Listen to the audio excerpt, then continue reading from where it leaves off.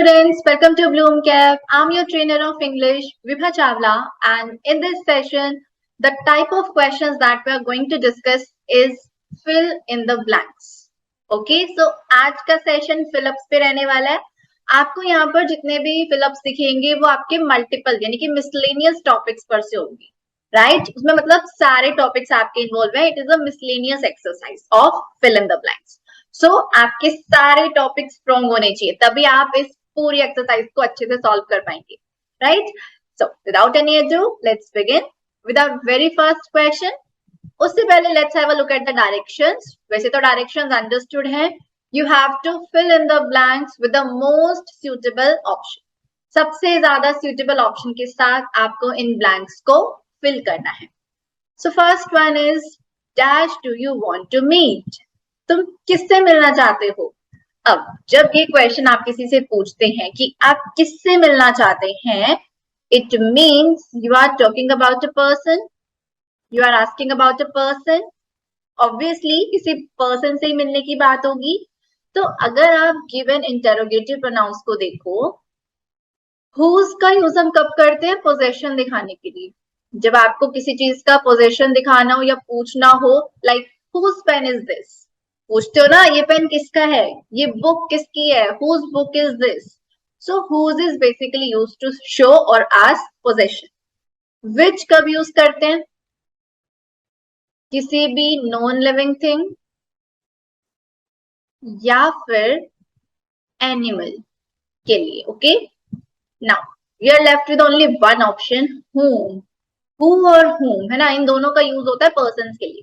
Persons नहीं होता है person, plural is people, right? People के लिए, पर्सन के लिए. सो यहाँ पर आप कहना चाह रहे हैं कि आप किससे मिलना चाहते हो, तो आप क्या बोलोगे? whom do you want to meet. तुम किससे मिलना चाहते हो? whom. Right answer is option B. Next one, Karan is dash than his younger brother. Handsome, more handsome, most handsome या फिर सारे लगा सकते हो, all of these. देखो यहाँ पर दो चीजें आपकी हेल्प कर सकती है. मैं आपको दोनों ही कॉन्सेप्ट बता देती हूँ, फिर आपको जो अच्छा लगे आप उसके साथ जाना. सबसे पहला, here we are comparing two people. Okay, Karan and his brother. दो लोग हैं. जब भी दो लोगों के बीच में कंपैरिजन होता है तो which degree do you use? Comparative degree of adjective use करते हैं आप, राइट? सेकेंड, बहुत ही कॉमन हिंट है, THAN. देन आते ही आप समझ जाया करो आपको कौन सा डिग्री लगाना है. Comparative degree. Handsome positive degree है, मोस्ट हैंडसम सुपरलेटिव डिग्री है. The comparative one is option B, more handsome. Karan is more handsome than his younger brother. Next one, Daisy gave a or an dash performance. Everybody in the audience was thrilled to see it. Now, इस question का answer करने के लिए आपको पहचाननी होगी given sentence की tone. देखो, tone की हेल्प से आप बहुत इजीली क्वेश्चंस को सॉल्व कर सकते हो. हाउ? थ्रिल्ड. डेजी ने कैसा परफॉर्मेंस दिया ये आपसे पूछा गया है ना. एक एडजेक्टिव आपको बताना है, कैसा परफॉर्मेंस, कि हर कोई ऑडियंस में उसको देखकर थ्रिल्ड का मतलब होता है एक्साइटेड, सरप्राइज्ड, हैप्पी. मतलब it's a positive word, it's a very positive word. तो आपको टोन अगर पॉजिटिव है, आपका अगर टोन सेंटेंस का पॉजिटिव है, तो ऑब्वियसली जो आप फिल करेंगे, जो एडजेक्टिव आप फिल करेंगे, that should also be positive. ऐसे तो नहीं कह सकते ना उसने इतना ही खराब परफॉर्मेंस दिया और कोई इतना एक्साइटेड हुआ, राइट? यू कैन नॉट से लाइक दैट. सो आपको यहाँ पर एक पॉजिटिव वर्ड चाहिए. हालांकि आपको इस वर्ड का मीनिंग नहीं पता है, फिर भी आंसर कर सकते हो. ग्लूमी सभी को पता है, sad, negative word, eliminated. Cheerless, cheerful positive होता है, चीयरलेस नेगेटिव, ऑपोजिट. चीयरलेस का मतलब भी kind of sad, negative, eliminated. Answer आपको मिल चुका है ऑप्शन ए, बिकॉज यही हमारे पास बचता है जो कि पॉजिटिव है. एक्सुबरेंट मींस हैप्पी, चीयरफुल आप कह सकते हो. उसने बहुत ही चीयरफुल परफॉर्मेंस दिया कि हर कोई ऑडियंस में एक्साइटेड, मतलब सरप्राइज रह गया. Next one, A dash since morning so the pavement is wet. Pavement क्या होता है? बेसिकली कोई भी रोड सरफेस, ठीक है, a road surface is pavement. It dash since morning, आप कहना चाह रहे हो कि सुबह से बारिश हो रही है। Now whenever you see since or for in a sentence, which tense do you use? Generally you use present perfect tense, sorry, present perfect continuous tense, the structure of which is has a plus been plus v1 plus ing. It has been raining since morning, present perfect continuous. Other options can be eliminated. Next one is, after decorating the cake, she placed the candles dash it for celebrating Zario's birthday. Now, this is a question of a preposition, right? आपको यहाँ पर एक right preposition fill करना है.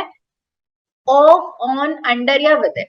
देखो बात हो रही है कैंडल्स को लगाने की. इट यानी कि इट किसके लिए है? केक के लिए.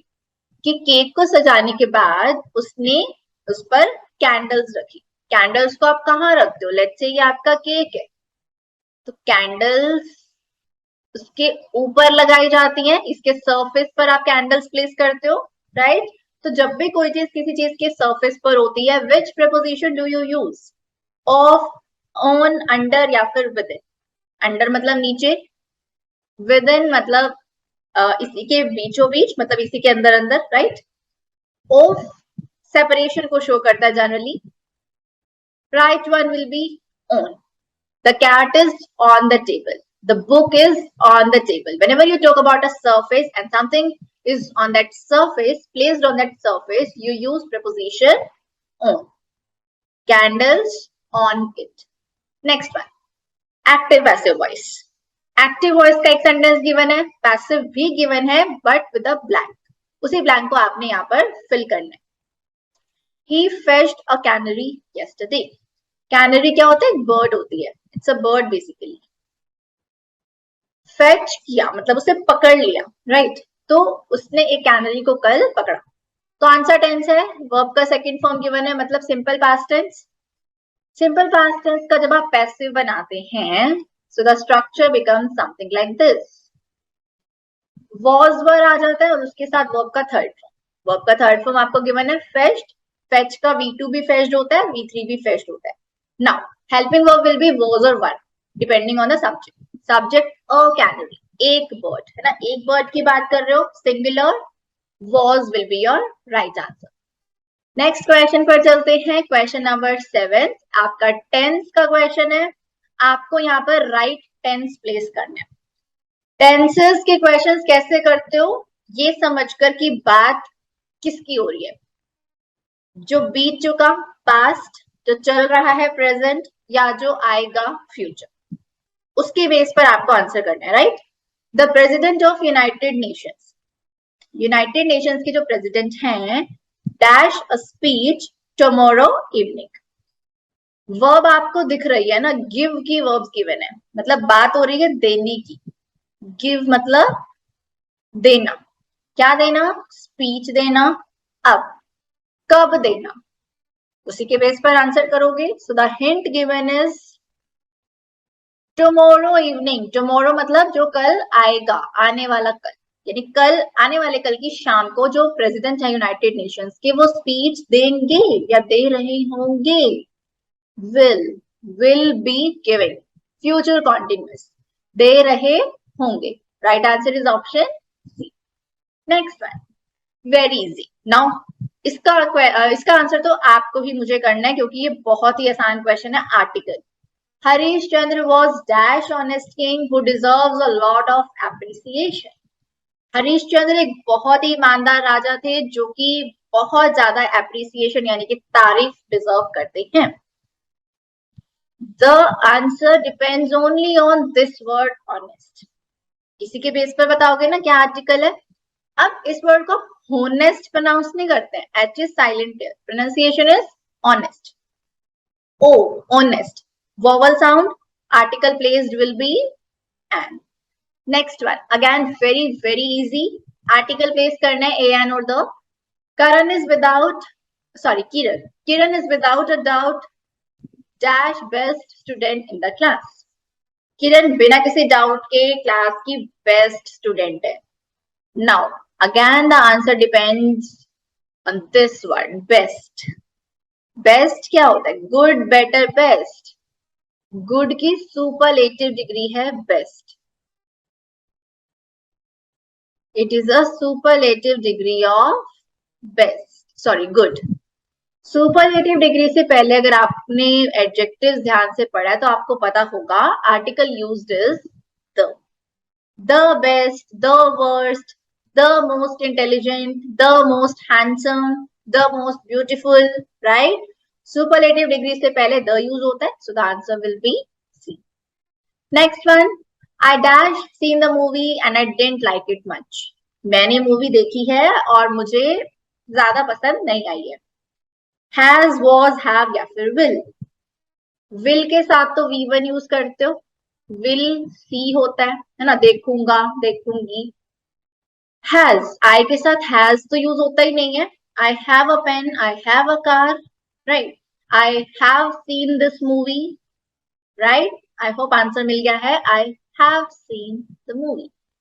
मैंने मूवी देखी है पर मुझे ज्यादा पसंद नहीं आई।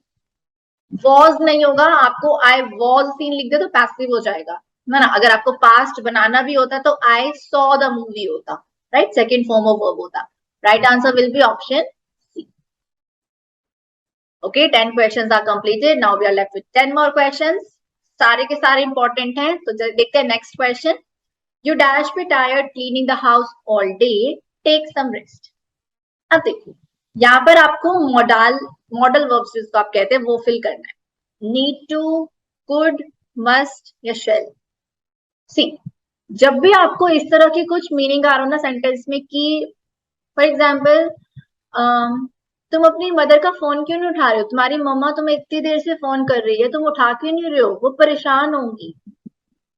Getting my point? किस तरह की बात हो रही है कि वो परेशान होंगी, है ना? अगर तुम उनका फोन नहीं उठा रहे हो, इट्स बट ऑब्वियस कि वो परेशान होंगी।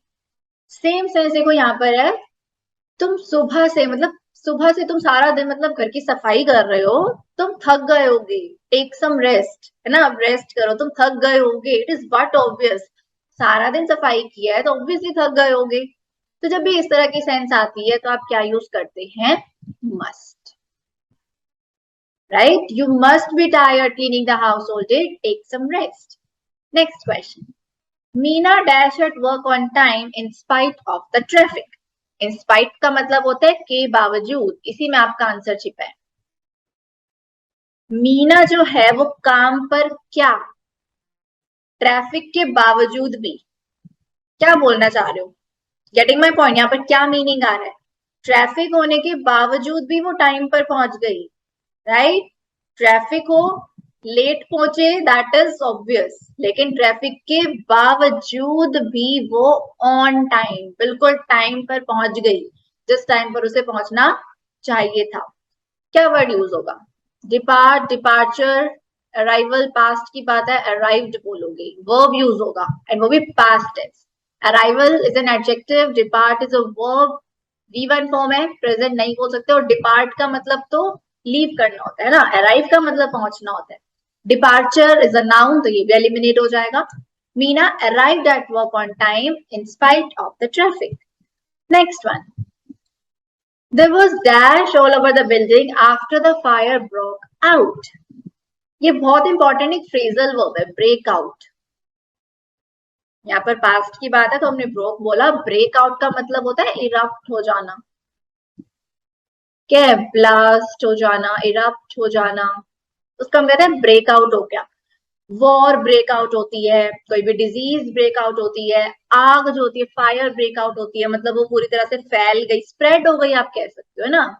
बहुत अगर हम प्रिसाइज इसका मीनिंग देखने जाए तो स्प्रेड आप बोलोगे ना, इरप्ट हो गई या स्प्रेड हो गई। So there was dash, tranquil का मतलब होता है काम, शांति, शांति होगी बिल्डिंग में, वही आग लग गई तो सारे शांत बैठे होगे, नो। कमोडिटी, कमोडिटी क्या होता है? ये टर्म आपने आई होप सुना होगा, कमोडिटी। आपको पता है, बस आपको ये नहीं पता, अच्छा इसे कमोडिटी भी कहते हैं क्या? बाजार जाते हो, क्या लेने जाते हो बाजार से? What do you buy, what do you purchase from the market? चीजें, सामान, गुड्स। कमोडिटी भी वही होता है। Okay, so you buy commodities. आपने कोई भी चीज खरीदी मार्केट जाकर, गुड्स खरीदे, वो कमोडिटी ही है। स्पाइट, स्पाइट का मतलब होता है डिजायर टू हर्ट समबडी, किसी को हर्ट करने का इच्छा होना। Desire to hurt somebody. Okay, now ये भी नहीं हो सकता, है ना भाई? बिल्डिंग में आग लग गई तो चारों तरफ क्या था, ऑल ओवर क्या था? कमोशन था। कमोशन का मतलब हफड़ा तफड़ी, नॉइज ऑल अराउंड, मतलब शोर मच गया, लोग भाग रहे इधर से उधर, है ना? बिल्कुल भी मतलब शांति नहीं है, कमोशन है। दैट इज कमोशन, नॉइज बोल सकते हो जनरल लैंग्वेज में। Next one, plural form of phenomenon is, एक वर्ड है phenomenon. Phenomenon is any process, है ना? नेचुरल फेनोमेनन सुना होगा, साइंस में पढ़ते होगे। तो फेनोमेनन इज एनी प्रोसेस। इसका प्लूरल क्या होता है? अब देखो, बहुत से स्टूडेंट्स कंफ्यूज होंगे क्योंकि वो ना एस लगा देंगे। जनरली ऐसे लगाते हो, boy boys, girl girls, table tables, chair chairs, right? But S या ईएस इसका प्लूरल नहीं बनाएगा। The correct plural of phenomenon is phenomena. Okay, phenomenon का प्लूरल क्या होता है? फेनोमेना। और अगर आपसे एग्जामिनर इस तरह के क्वेश्चंस पूछ रहा है ना, तो ही और she is not that crazy, मतलब वो कोई ऐसा नहीं है कि वो इतना आसान सा क्वेश्चन आपको दे देगा कि उसमें एस या ईएस लगाया। वो ट्रिकी क्वेश्चंस भी डालता है ना। तो मोस्ट प्रोबेबली अगर आपको ऐसा कोई क्वेश्चन मिले, तो जो वर्ड अटपटा सा दिख रहा हो ना, tricky, that would be your answer most probably. All right, so go with the option number A here, है ना? So go with that option. Exam में ट्रिकी ऑप्शन के साथ जाना, क्योंकि एग्जामिनर यहाँ से ही खेलता है आपके साथ। Phenomena is the right answer. Next one, this is the man dash daughter is the teacher. First question हमने डिस्कस किया था, जिसमें मैंने आपको बताया था हुज का काम होता है पोजेशन दिखाना या पोजेशन पूछना। यहाँ पर ये सारे रिलेटिव प्रोनाउंस की तरह एक्ट कर रहे हैं, है ना? क्योंकि यहाँ पर क्वेश्चन नहीं पूछ रहे हो। जब ये वर्ड्स क्वेश्चन पूछते हैं तो वो इंटेरोगेटिव प्रोनाउंस होते हैं, और जब आपको रिलेट करते हैं, सेंटेंस के बीच में नजर आते हैं, तो रिलेटिव प्रोनाउंस रिलेट करने का काम कर रहे हैं, राइट? तो मैंने आपको पहले ही क्वेश्चन में बताया था पोजेशन। यहाँ पर पोजेशन की तो बात हो रही है। दिस इज द मैन जिनकी डॉटर टीचर है। ये वो मैन है जिनकी बेटी, मैन की बेटी, पोजेशन, राइट? हुज। बाकी ऑप्शंस कर दो eliminate, easy one, right? Next, her family state for dash days in India and visited the museum. Now little वाला ऑप्शन एलिमिनेट किया जा सकता है। जिन स्टूडेंट्स को पता होगा फ्यू और लिटिल का डिफरेंस, वो इसे इजीली एलिमिनेट कर पाए हो, बिकॉज लिटिल यूज होता है with the uncountable nouns, and here we are talking about a countable noun. Day, days, plural बना पा रहे हो, मतलब काउंटेबल है। उसकी जो फैमिली है वो कई दिनों के लिए इंडिया में रुकी है एंड विजिटेड द म्यूजियम्स, मतलब आएगा तो few. Few is used with countable nouns. बात आती है फ्यू आएगा या अ फ्यू आएगा, डिफरेंस क्या है? Few is a negative word and a few is a positive word. Few का मतलब ना के बराबर, ऑलमोस्ट नन। अ फ्यू का मतलब कुछ, कुछ नंबर या कुछ क्वांटिटी तो है, सम, राइट? कुछ नंबर बोलोगे बेसिकली ना, काउंटेबल नाउन्स के लिए आता है।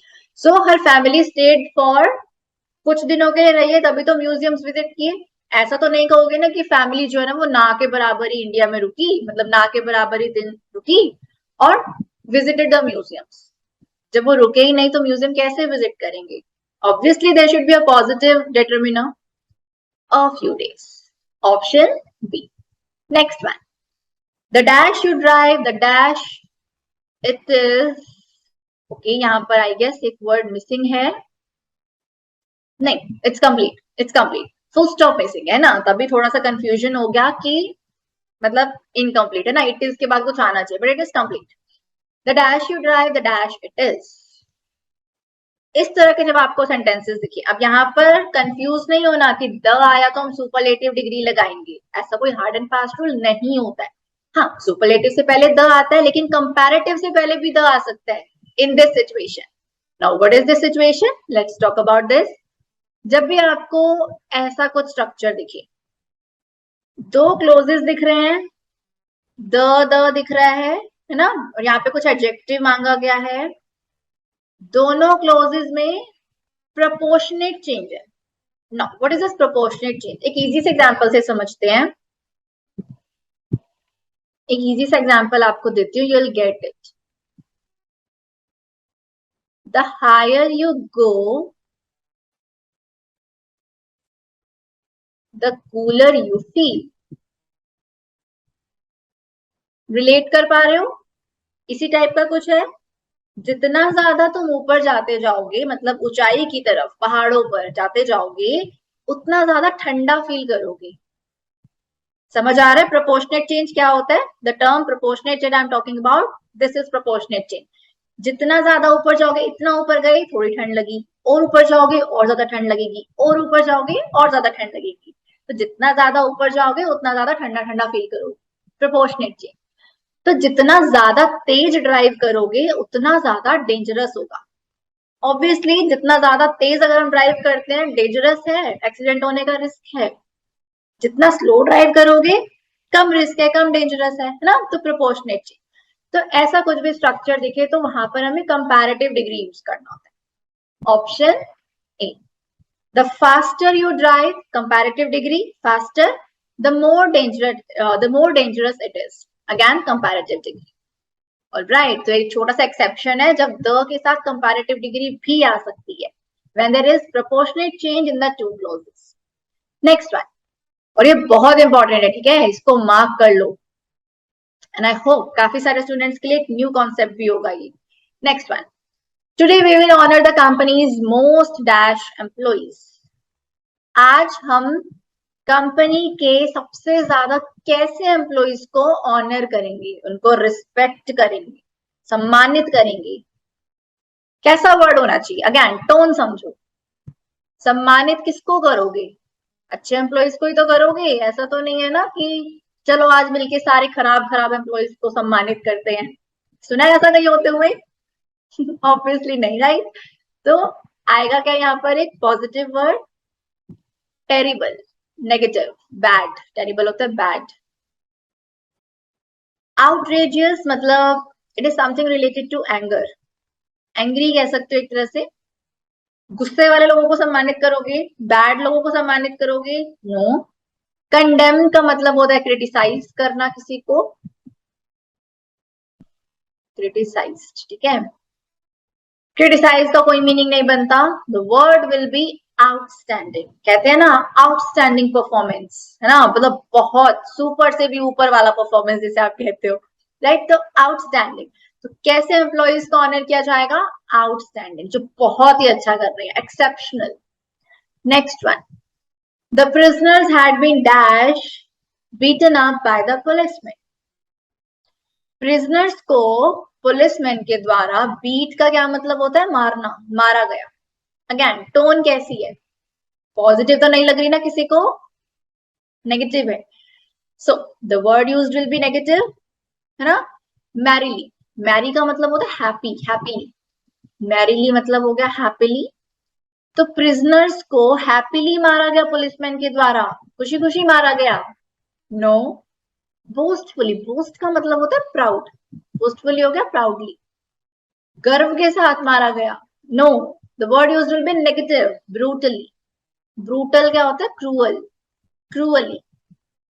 कैसे मारा गया? बहुत ही बेरहमी से, cruelly beaten up by the policeman. Answer will be C.